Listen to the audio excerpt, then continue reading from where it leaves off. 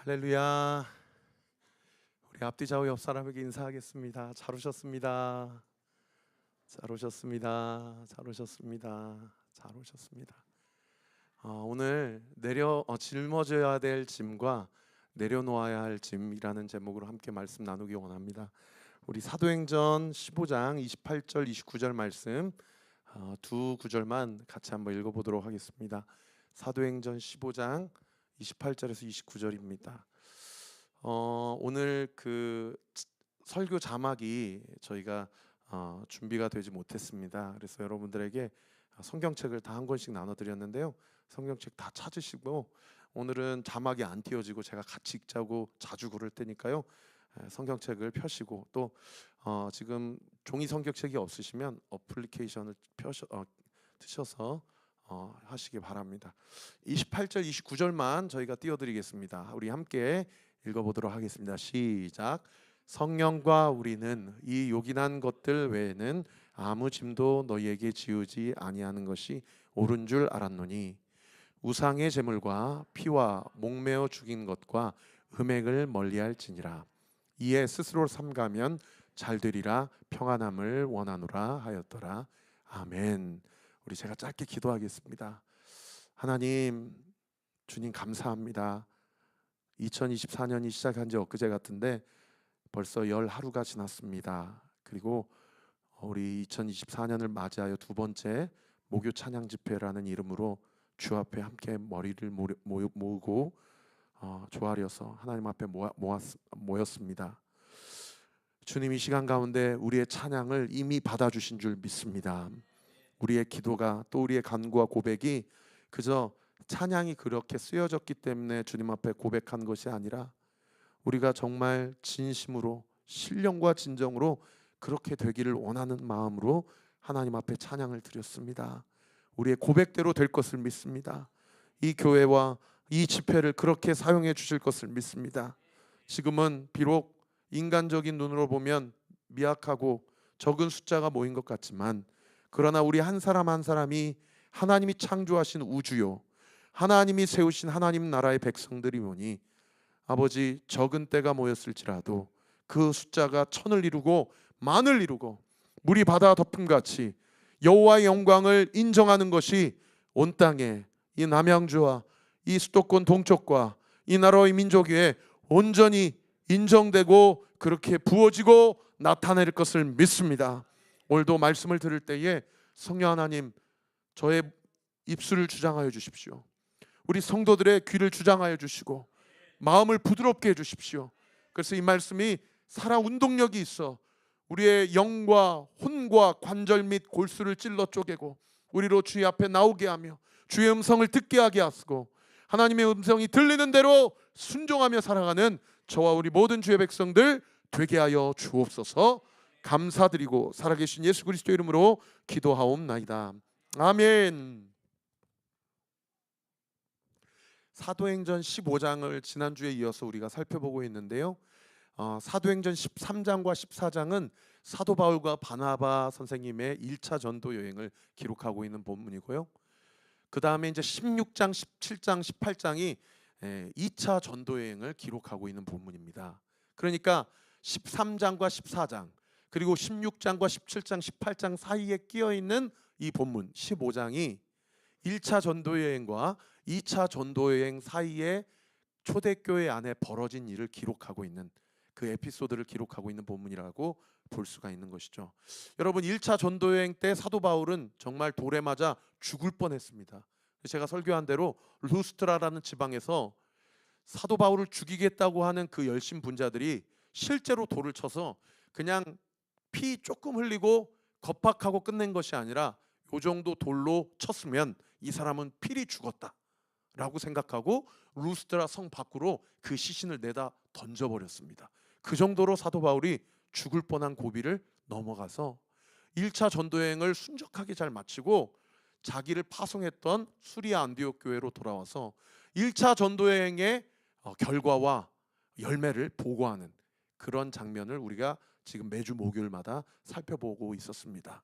그 안에 키프로스 섬이라는 그 섬의 총독 서기오 바울이 복음을 듣고 예수께로 돌아오고 세상에 총독이 돌아왔으니까 그 키프로스 섬 안에 얼마나 많은 기독교 신자들과 교회가 세워졌겠습니까? 그리고 투르키의 지방 이곳저곳 이고니온, 비시디아 안디옥, 루스드라, 더베, 안탈리아 이런 곳들을 쭉 돌아다니면서 사도 바울과 바나바가 담대하게 복음을 전해서 그곳에서요 세상에 베드로 사도는 앉아서 일으켜서 앉은뱅이를 낫게 했는데요, 사도 바울은 손도 잡지도 않고 그 안에 구원을 받을 만한 믿음이 있는 것을 보고 그 사람에 대해서 명령합니다. 일어나 예수 그리스도의 이름으로 걸으라. 그러니까요 그 자리에서 벌떡벌떡 일어나고요, 놀라운 성령의 역사가 이곳저곳에서 일어나게 되는 거죠. 그래서 그 기쁜 소식을 가지고 1차 전도 여행을 마치고 수리 안디옥 교회에 돌아가서 우리가 이렇게 복음을 전하고 이렇게 낙심할 만했지만 이렇게 겁박과 핍박과 돌맞음과 배고픔과 수고로움과 애씀으로 죽을 뻔한 고비도 수차례로 넘겼지만 그러나 우리가 절망하지 않고 담대하게 복음을 전할 때에 키프로스 섬과 투르키의 이곳저곳에서 소아시아 지역에서 교회가 개척이 되고 장로들이 세워지고 그곳에 성도들이 모이고 교회가 온전히 세워지는 것을 봤습니다라고 담대하게 선교 보고를 하게 된 것이죠. 여러분 이 선교 보고를 들었을 때 그 안디옥 교회 안에 영적인 분위기가 어땠을까요? 얼마나 기쁨, 감사, 환희, 감격, 하나님 살아계시는구나. 이들이 진짜 사람들이 그렇게 오해했던 제우스도 아니고 헤르메스도 아니고 이들은 능력이 없지만 하나님은 지금도 시퍼렇게 살아계셔서 우리를 위해 친히 중보하시고 기도하실 뿐만 아니라 우리 교회와 사도들을 통하여 또 선지자들을 통하여 전도자들을 통하여 이 어둠의 권세, 사망 권세 예수의 이름으로 다 떠나가고 할렐루야, 하나님의 능력이 여전히 편만하게 전달되고 있더이다. 이런 고백과 간구와 그러한 어떤 교제를 나누면서요 초대교회 안에 로마 정부의 초대교회를 향한 핍박과 박해 가운데 얼마나 담대한 마음으로 믿음을 견지하고 그들의 신앙을 잘 이어나갈 수 있겠냐는 거예요. 그 과정 가운데 안타깝게도 그냥 찬물을 쫙 끼얹는 그런 일들이 15장의 초대교회 안에 있었다고 제가 지난주에 설교를 했죠. 그 사건이 무엇이었습니까? 15장 1절과 2절을 같이 한번 읽어봅시다. 사도행전 15장 1절과 2절입니다. 시작. 어떤 사람들이 유대로부터 내려와서 형제들을 가르치되 너희가 모세의 법대로 할례를 받지 아니하면 능히 구원을 받지 못하리라 하니 바울 및 바나바와 그들 사이에 적지 아니한 다툼과 변론이 일어난지라. 형제들이 이 문제에 대하여 바울과 바나바 및 그 중에 몇 사람을 예루살렘에 있는 사도들과 장로들에게로 보내기로 작정하니라. 아멘. 무슨 얘기예요? 바울은 바나바는 예수 그리스도를 믿기만 하면 구원받는다. 우리의 믿음의 행실, 우리의 조건, 우리의 상황, 우리의 혈통, 우리의 배경 다 필요 없다. 예수님만 믿으면 구원받는다. 이렇게 복음을 전했는데 세상의 초대교회 안에 이 바리새파의 주의에 영향을 받은 사람들이 들어와서 초대교회 안에 무슨 얘기를 해요?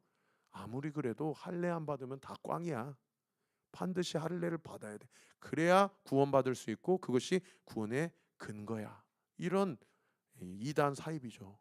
유대교를 가장한 이런 복음과 진리가 아닌 이야기들을 교회 안에서 그렇게 이야기하므로 여러분 이방인들이 이 얘기 들었으면 얼마나 실족했겠어요. 그죠? 여러분 할례 안 받으면 구원 못 받는다는 얘기를 했으면 자기가 아프리카 사람인데 자기가 러시아 사람인데 자기가 유럽 사람인데 할례 안 받았으니까 넌 아무리 사도 바울 선생님이 전한 복음을 믿는다 하더라도 너는 하나님 나라 자녀가 될 수 없어.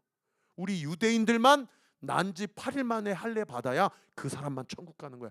이런 얘기를 했다고 그러면 여러분 얼마나 실족받았겠습니까? 예전에도 그런 좀 기득권이 있었어요. 저희 모교회에서도 전주의 제 고향의 교회에서도요.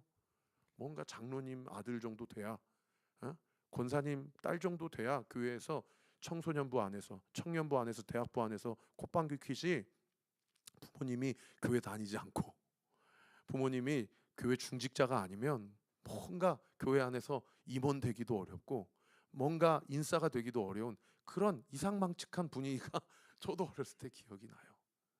여러분 한번 생각해 보세요. 사도 바울이 죽을 뻔했는데 교회 안에서 담대하게 선교 보고하고 기쁨과 감사를 나누는데 여러분 찬물을 쫙 끼얹는 일이 있었다는 거예요. 저도 어렸을 때요. 중고등학교 저희 어머니 아버지가 이 지금 온라인으로 예배를 들으실지 모르겠지만 자꾸 아버님 옛날 얘기해서 죄송합니다.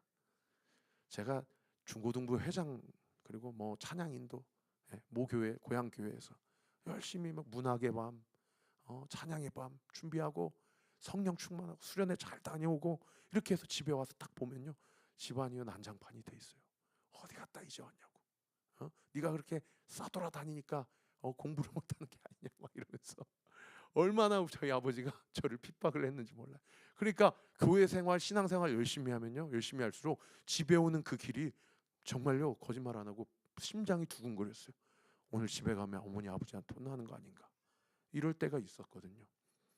여러분 아마 이전 교회나 과거에 어떤 그런 일들이 있으셨는지 모르겠어요. 해외 선교를 잘 다녀왔어요. 정말 복음을 전하고 그 지역과 그 원주민들, 그 어떤 그 인디언들 이런 사람들에게 복음을 전해서 마음이 뜨거워졌어요. 그런데 잘 사역을 마치고 교회에 복귀를 했는데 교회가 공동체가 난장판이 되어 있는 거예요. 사도 바울의 마음이 얼마나 마음이 무너질 수 있겠냐라는 거예요.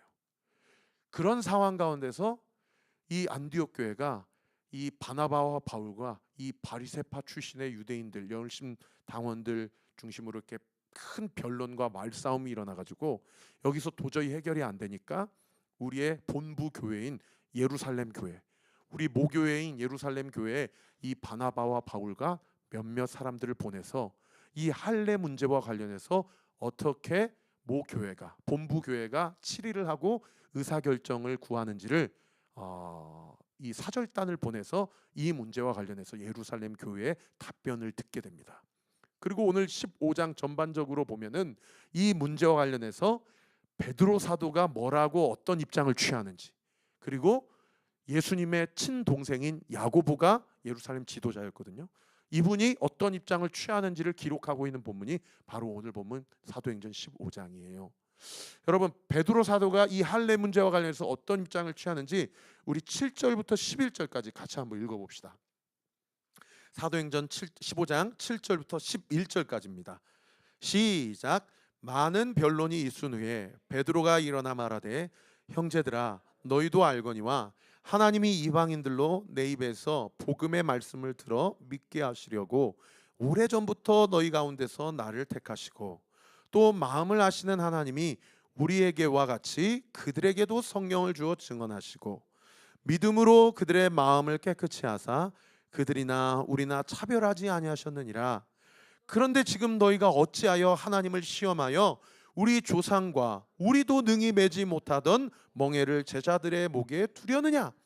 그러나 우리는 그들이 우리와 동일하게 주 예수의 은혜로 구원받은 줄을 믿노라 하니라. 아멘. 여러분 베드로의 입장은 어떤 입장이에요? 여기서 말하는 그들은 누구를 얘기합니까? 이방인들을 얘기하는 거예요. 그들이라 우리나 차별하지 않는 것이 하나님의 뜻이다. 그게 이제 9절 말씀에 기록되어 있죠. 그들이나 우리나 차별하지 아니하셨다. 이 차별하지 아니하셨다라는 얘기 무슨 얘기예요? 할례 받지 않더라도 여전히 예수 그리스도를 믿음으로 영접하면 구원이 가능하다라는 것을 베드로 사도가 예수님의 수제자로서 영적인 권위를 가지고 이 문제와 관련된 분명한 어떤 판결이라고 해야 될까요? 영적 스탠스를 취하는 것을 볼 수가 있어요. 왜 이럴 수밖에 없었을까요? 사도행전 10장에 가면 베드로에게 어떤 환상 사건이 일어나요? 고넬료 환상 사건이 일어나죠. 고넬료 집에 보내기 위해서 하나님이 베드로에게 환상을 보여주시는데 주머니가 막 이렇게 하늘로부터 내려오는데 그 주머니 안에 뭐가 들어가 있어요? 뭐 뱀 들어있고 뭐 전갈 들어있고 도저히 율법으로는 먹을 수 없는 그런 동물들이 막 이렇게 막 우글거리는 거예요. 그리고 하나님께서 베드로에게 뭐라고 얘기하십니까? 그거 먹으라고 그래요. 먹으라고요. 그러니까 베드로가 하나님이 나를 시험하시구나 하시는구나 그러고 나는 절대 먹을 수 없다라고 얘기하니 예수님이 베드로에게 뭐라고 얘기하십니까? 내가 정결하다고 한 것을 왜 네가 속하다고 하느냐라고 하면서 고넬료 환상 사건을 베드로에게 경험케 하시고 이방인인 고넬료에게 복음을 전하는 놀라운 축복의 통로로 사도 베드로를 사용해 주시죠. 아마 이 베드로는 상당히 고지식하고 혈기왕성한 자이기 때문에 이런 어떤 경험적 체험적 사건을 지나지 않았더라면 누가 뭐라고 해도 이방인에게 복음 전하는 것이 과연 율법상 옳은 일인가, 할례를 받지 않으면 구원받은 것이 맞는가에 대한 질문에 대해서 어쩌면 보수적인 입장을 취했을런지는 몰라요. 그런데 이 사건을 통해서 오늘 본문에 뭐라고 얘기해요? 그들이나 우리나 하나님이 차별하지 아니하신다라고 이야기를 하고 있는 그런 본문이죠. 그러면서 11절에 뭐라고 얘기합니까? 11절 보세요. 그러나 우리는 그들이 우리와 동일하게 주 예수의 은혜로 구원받은 줄을 믿노라. 따라합시다. 주 예수의 은혜로 구원을 받는다. 주 예수의 은혜로 구원을 받는다. 할렐루야. 여러분, 우리 신앙의 기본적인 동기와 근거는요, 은혜입니다. 믿으시면 아멘. 그래서 온리 철치의 5 온리 중에 네 번째 온리가 only grace예요. only grace. 솔라 그라티아. 하나님의 은혜로만 나아갈 수 있습니다.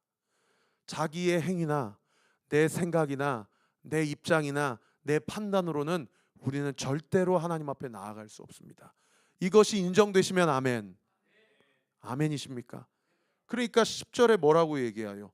우리 조상도 그리고 또 우리도 능히 매지 못하던 멍에라고 얘기하죠. 아니, 율법을 강조하고 할례를 강조하는 너희도 율법 613가지를 다 못 지키면서 어디서 교회에서 큰 소리 하고 있냐? 우리는 절대 은혜 아니면 나아갈 수 없다. 할렐루야. 은혜로만 들어가네, 은혜로만 선다네, 우리의 노력이 아닌 어린 양의 보혈로 그분의 임재 가운데 오라 하시네, 우리를 부르신 그곳 은혜로 들어가네, 주님의 그 은혜 범죄한 우리가 어찌 서리요, 어린 양의 보혈이 깨끗게 하시네,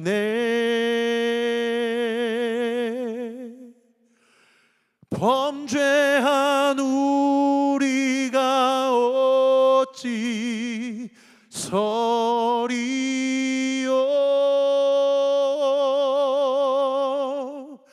어린 양의 보혈이 깨끗게 하시네,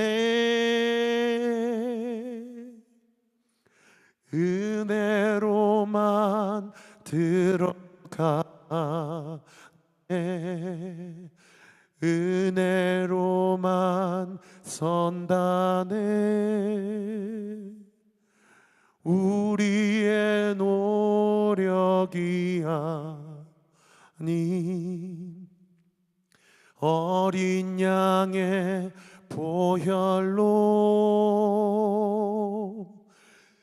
그분의 임재 가운데 오라 하시네, 우리를 부르신 그곳 은혜로 들어가네,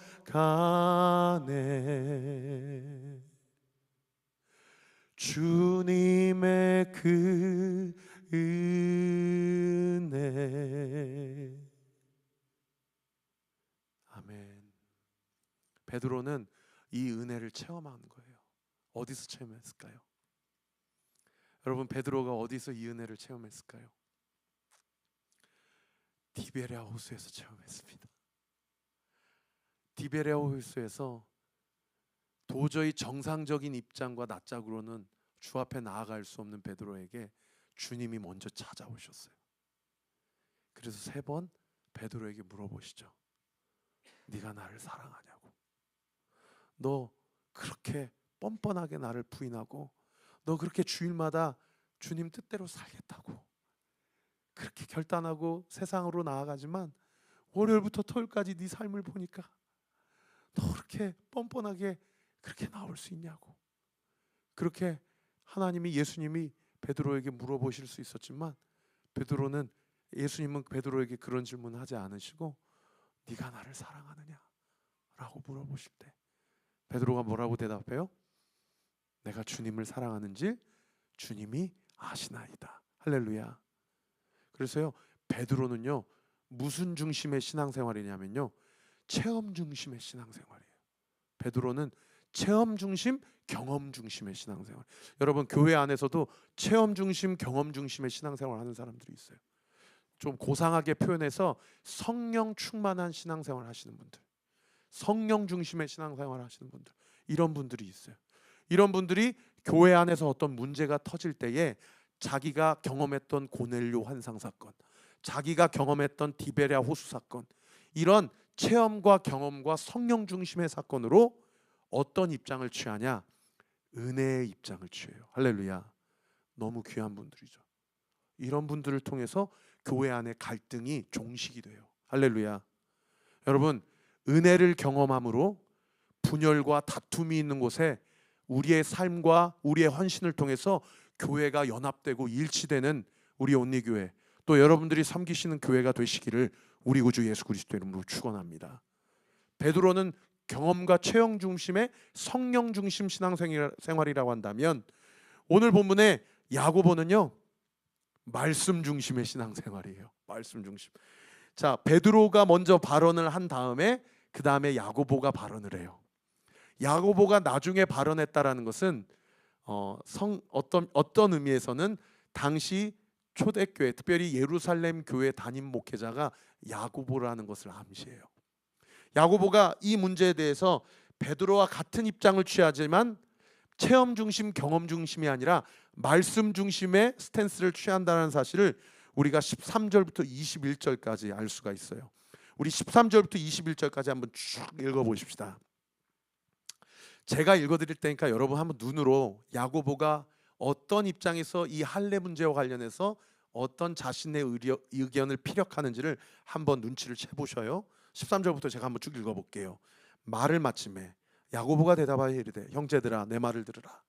하나님이 처음으로 이방인 중에서 자기 이름을 위할 백성을 취하시려고 그들을 돌보신 것을 시므온이 말하였으니, 이 시므온은 베드로를 얘기합니다.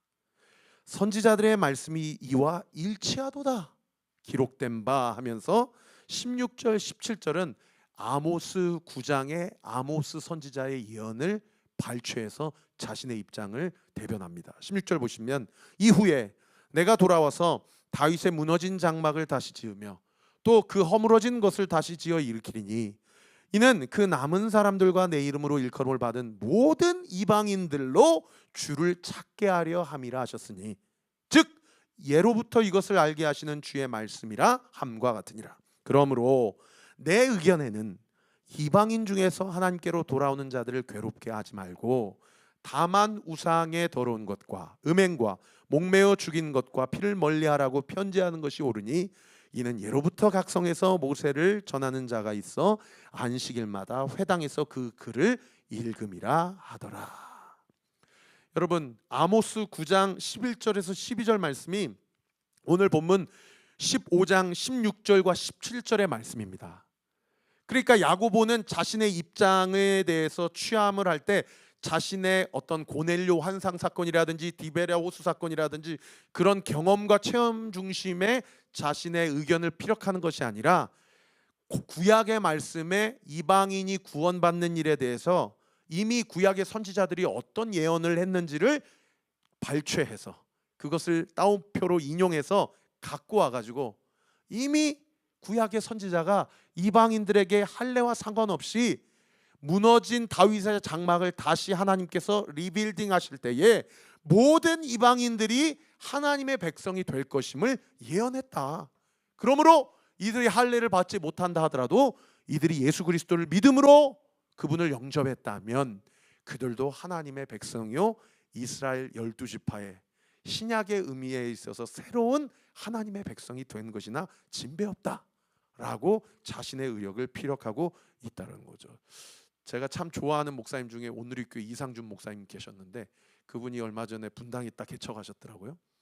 그분이 교회 이름을 1516교회라고 명명했는데 사도행전 15장 16절 무너진 다윗의 장막을 다시 세우겠다라는 비전으로 자기가 교회를 개척한다고 그렇게 또 간증하시는 것을 보고 참 도전을 받은 적이 있어요.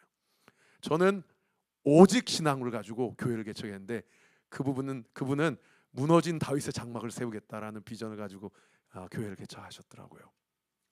여러분, 야고보가요 자기의 의견을 피력하지 않고 구약에 이미 이방인에게 복음 전하는 일들이 구약 선지자가 어떻게 예언하고 있었는지를 발췌해서 갖고 와 버렸어요. 그러니까 구약을 인용해서 자기의 의견을 변증하니까 구약을 신봉하는 바리새인과 유대인들 입장에서는 할 말이 있습니까? 없습니까? 할 말이 없는 거예요. 그러니까 정리하면 베드로는 경험과 체험 중심의 자기 입장을 이야기하고 야고보는요 구약의 말씀에 자기 입장을 대변해서 이야기하고 있는 거예요. 다만 야고보는 오늘 본문 20절 이하로 조건을 달고 있어요. 세 가지 조건을 달고 있는데 그 첫 번째가 뭐냐? 우상의 음식을 멀리해라. 이 얘기는 우상 숭배 버려라라는 얘기예요. 두 번째, 음행을 멀리하라. 그 당시에 그 음행과 관련된 초대교회 안에 특별히 그 로마 지역 안에 수많은 성적인 문란함이 있었기 때문에 이것은 분명히 끊어야 된다. 마지막 세 번째는 뭐냐면 목매어 죽인 짐승과 피를 먹지 않는다. 이 목매어 짐승이 죽게 되면 그 안에 있는 피가 돌아요 안 돌아요? 안 돌고 그냥 굳어버리거든요. 원래 유대인들에게도 육식이 허용되었지만 조건이 있어요. 피를 다 빼고 먹어야 돼요. 근데 목매어 죽인 짐승은 피를 다 뺄 수 있어요? 못 빼요? 이미 굳어버렸기 때문에 못 빼는 거예요. 그러니까 그런 것은 아예 먹어서는 아니 된다. 사실 그런데 이 세 가지 조건은요 율법과 할례를 지켜야 하기 때문에 지킬 수 있는 그러한 조건부입니까? 아니면 자기가 할례를 받지 않았다 하더라도 예수 그리스도를 주로 영접한 사람이라면 우상 숭배할 수 있습니까? 없습니까? 음행할 수 있습니까? 없습니까? 죽은 것, 특별히 핏째, 피는 생명이 있다라고 얘기하기 때문에 핏째 먹을 수 있습니까? 없습니까? 그러니까 율법과 상관없이 최소한의 조건부로 야고보가 조건부 할례 받지 않아도 구원받을 수 있다. 어떻게만 하면 믿음으로 예수님을 영접하기만 하면. 그러니까 이 야고보가요 상당히 지혜로워요. 세 가지 최소한의 조건을 담으로써 이 유대주의적인 배경을 갖고 있는 초대교회 성도들의 마음도 달래고 그리고 그러나 베드로와 같은 입장을 취함으로 바나바와 바울이 1차 전도 여행의 열매에 대해서 그 수고를 애써 외면하지 않는 상당히 지혜롭고 상당히 아름다운 그런 어떤 초대교회 지도자로서의 판결을 내린 것을 우리가 알 수 있는 그런 대목이죠.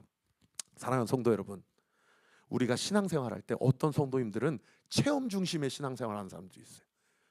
불 받고 성령 충만 받고 기도 많이 하고 막 예언하고 방언하시는 분들. 어떤 분들은 말씀을 사모하고 말씀을 쪼개고 말씀 가운데 하나님의 음성을 듣고 태어나면서 지금까지 한 번도 하나님의 음성을 그 육성을 들어본 적은 없지만 날마다 큐티하면서 설교를 들으면서 하나님의 말씀을 듣고 그 말씀으로 신앙이 자라가는 성도님들이 있어요. 여러분, 체험 신앙 그리고 성령 충만한 신앙, 경험주의 신앙 중요합니까? 안 중요합니까? 중요해요, 안 중요해요? 여러분 중요해요. 여러분 체험하셔야 돼요. 할렐루야. 경험하셔야 돼요. 저같이 모태 신앙들은 이 체험하고 경험하는 게 참 어려워요. 그래서 저도 지금까지 목사지만은 한 번도 하나님의 육성을 들어본 적이 없어요. 그러나 저는 날마다 주의 음성을 듣습니다. 그래서 저는요 체험 신앙, 경험주의 신앙을 사모해요. 예언하고 통변하고 방언하고 신유은사를 사모하고 사모해요. 그리고 그렇게 체험 신앙이 있어야만 여러분 하나님에 대한 분명한 확신이 생겨요. 그래서 예수님께서 뭐라고 성경 사도 바울이 뭐라고 얘기합니까? 하나님의 말씀은 하나님의 나라는 말에 있지 않고 능력에 있다라고 그래요. 할렐루야. 할렐루야. 그러나 여러분 체험 신앙으로만 가면 안 돼요. 그 안에 기저에 뭐가 깔려 있어야 돼요? 말씀이 깔려 있어야 돼요. 말씀이 깔려 있어요. 나의 모든 은사, 나의 모든 능력, 나의 모든 경험과 체험은 반드시 성경 66권을 기반으로 세워져야 됩니다. 할렐루야. 그래서 같이 한번 따라해 볼까요? 말씀은 생각하고 따라하셔야 돼요. 말씀은 성령을 통해서만 조명되고 성령은 말씀을 통해 검증되어야 한다. 할렐루야. 저는 이렇게 말을 멋있게 잘하는지 모르겠어요. 웃으라고 한 얘기인데 아무도 안 우셔가지고 민망한데. 여러분이 어떤 경험과 체험을 하셨다면 반드시 말씀으로 점검해 보세요. 이것이 참된 경험과 체험인지 아니면 내가 이게 지금 착각하는 건지. 여러분이 말씀을 사모했다면 여러분 그 말씀이 살아 움직이는 능력으로 나타나도록 사모하면서 주님께 간구해 보세요. 그 말씀이 나의 삶 가운데 어떻게 나타나고 드러나는지. 할렐루야. 할렐루야. 네. 그렇게 말씀과 성령으로 우리의 각 개인의 신앙생활이 튼튼하게 잘 자라가고 우리 온리교회도 또 여러분이 섬기시는 그 교회에도 하나님의 은혜와 사랑이 풍성하게 임하는 우리 모든 주의 백성들 되시기를 예수 그리스도의 이름으로 축원합니다. 베드로가 이렇게 경험 중심의 입장을 취하고 야고보와 말씀 중심의 입장을 취했어요. 그리고 어떻든 결과적으로는 같은 입장이에요. 그죠? 할례와 상관없이 예수 믿으면 다 하나님 나라 백성이 될 수 있다는 거예요. 이 기쁜 소식을 바나바와 바울이 초대교회 예루살렘 교회에서 그 판결을 듣고 오늘 본문 22절에 보니까요. 22절 한번 봐보세요. 제가 읽어드릴게요. 이에 사도와 장로와 온 교회가 그 중에서 사람들을 택하여 바울과 바나바와 함께 안디옥으로 보내기를 결정하니 곧 형제 중의 인도자인 바사바라 하는 유다와 실라더라. 그러니까 이 판결을 내리고 이 기쁜 소식을 가지고 다시 수리 안디옥 교회로 돌아갈 때 바나바와 바울만 돌아간 것이 아니라 예루살렘 교회에서 두 사람을 더 붙이는데 그 사람이 바사바라고 하는 유다라는 사람과 그 유명한 실라라는 사람을 여기서 붙입니다. 여러분 바사바라는 뜻은 무슨 뜻이냐면 약속의 아들, 맹세의 아들이라는 뜻이에요. 실라라는 뜻은 무슨 뜻이냐면 생각하다, 탄원하고 간구하다라는 뜻이에요. 하나님께서 이 두 사람을 통해서 사실은 바사바 유다와 실라를 붙여서 수리아 안디옥으로 보냈다라는 것은 앞으로 바울과 바나바가 2차 전도 여행 직전에 이별할 것을 암시하는 복선과 같고요. 2차 전도 여행부터서는 바울이 바나바와 전도 여행을 나가지 않고 실라와 함께 전도 여행을 나갈 것을 암시하는 그런 대목이라고 볼 수가 있는 것입니다. 말씀의 결론을 맺겠습니다. 사랑하는 성도 여러분, 요즘 나의 삶 가운데 내가 짊어져야 될 짐과 내가 내려놓아야 될 짐이 무엇인지를 같이 한번 묵상했으면 좋겠어요. 이 당시 이 바울과 바나바에게 있어서 내려놓아야 될 짐은 어떤 짐이었냐? 율법과 또 할례를 통한 구원이라는 바울과 바나바를 향한 그 유대주의자들의 공격이었어요. 그것에 대해서는 갈라디아서 5장 1절에 사도 바울이 분명히 얘기합니다. 나에게 주신 자유로 나는 자유하다. 여러분 갈라디아서 5장 1절 한번 찾아보실까요?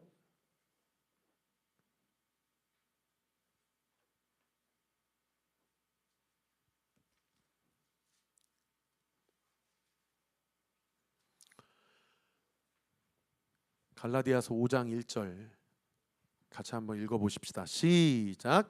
그리스도께서 우리를 자유롭게 하려고 자유를 주셨으니 그러므로 굳건하게 서서 다시는 종의 멍에를 매지 말라.